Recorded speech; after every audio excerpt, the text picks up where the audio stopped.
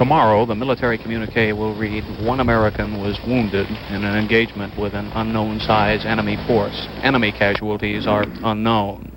But you've seen how it really was. Heroism, danger, fear, all rolled into one. Words don't describe it. Richard Threlkeld, CBS News, near the Cambodian border.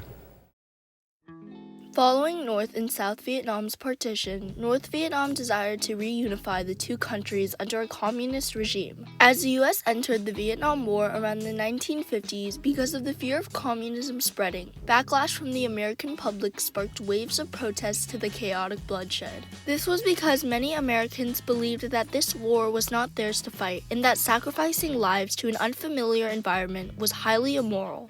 The war was the first in the U.S. to be broadcast in American living rooms. Along with the sit-ins and marches came a new and innovative counterculture to fight them, the hippie movement.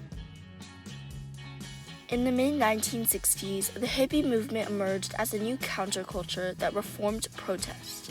Hippies led with a revolution of activism for peace and unity, causing the public to react with disdain. Despite this, hippies not only broke through traditional beliefs and contemporary controversies, but they also reformed how society expressed political beliefs by using new and creative tactics such as fashion and music. The first protests against the war in the 50s and 60s started off with demonstrations in cities and college campuses, but it wasn't enough to shift the opinions of political leaders. The more support I can have from the American people, the sooner that pledge can be redeemed. There was a clear disregard to the protests of the American people.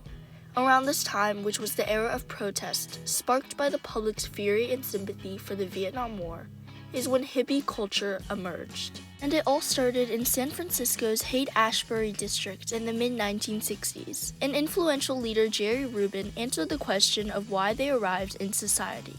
America is so obsessed with bad breath and with underarm deodorant. It's not concerned about poverty, not concerned about race oppression. And so I think that a generation of kids which says, "We don't care about your concepts of cleanliness," is a revolutionary generation. Moreover, a large part of what spoke for these values was through fabric. What made them so recognizable was their first step of protest: fashion. Hippies are widely known for their fashion.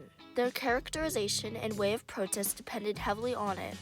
Their loose clothes emphasized peace and love through their print and color. This was one of the most unique ways to show anti-war culture, because though it wasn't shared through words, it was a creative way to reject mainstream fashion and create a purposeful one. The value of the look wasn't the appearance, but the unspoken message, and hippie fashion was a form of expression that mirrored the essence of an age. On the other hand, though, because fashion was so important to expression, hippies were quickly judged based on how distinct they looked. You know, a lot of people did not understand long hair at all. It was really a threat to them, really flew in the face of conventionalism. Hippie fashion wasn't just impactful in America, but also in places such as Canada and Britain, furthering the future of fashion itself. In the 1960s, as hippie traditions started to spread further by the days, a large problem began to arise for them. Hippies' values and techniques greatly opposed the long-standing ideas of Americans, with the public raising questions about how they would even do this, because they wanted everything that the American standard didn't. A simpler way of life, less urban, less consumption-oriented, much more concerned about spiritual values, about companionship, friendship, community. Because they were so unconventional, tensions between them and the rest of society only grew.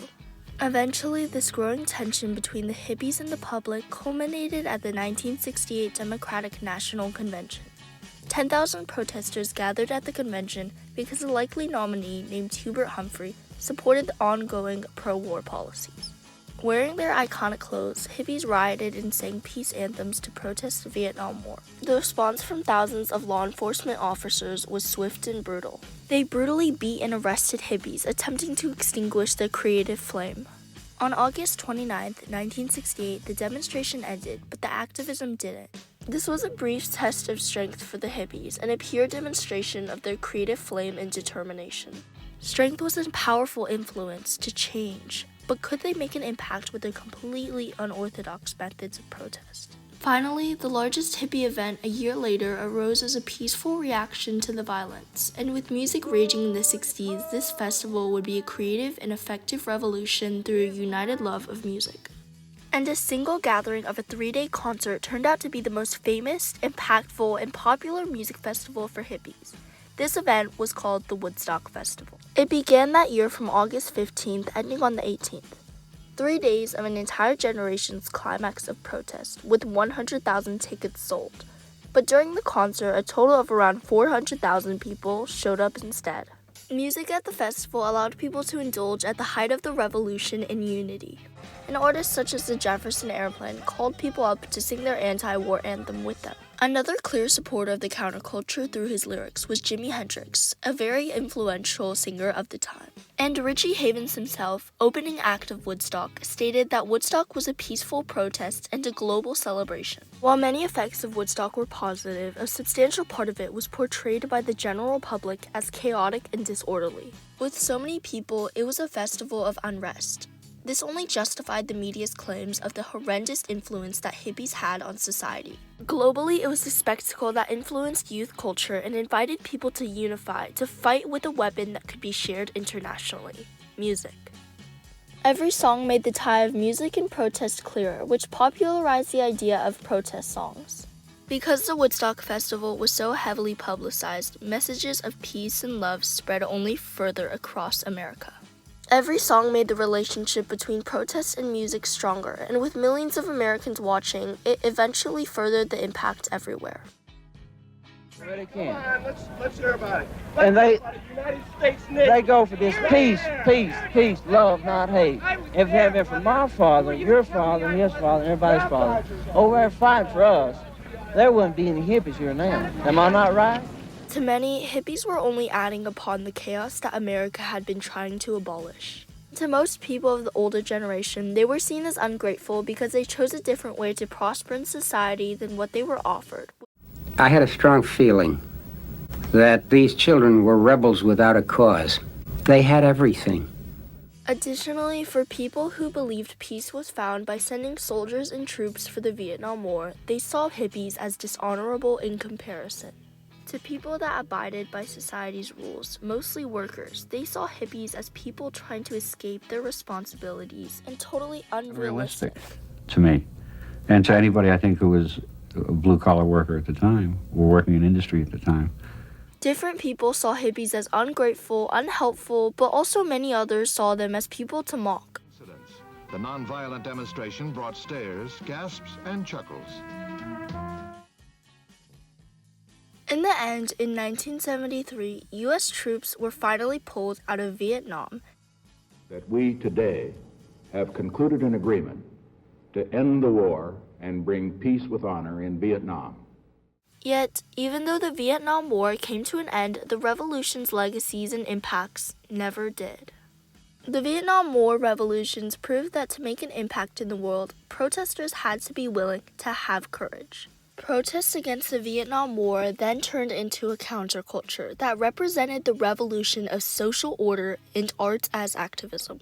It gave people a sense of generational solidarity and a sense that they were different and a sense different from the rest of the country, and it gave them a sense of being embattled, of being considered outsiders, reprobates, bad people.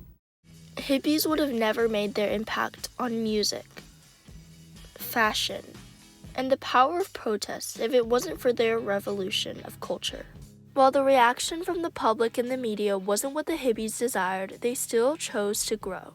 But the most impactful part was how they shared their values. From the harmony of Woodstock to the beauty of hippie fashion, hippies' bravery didn't save them from the pain of the public, but it taught them that it was worth withstanding.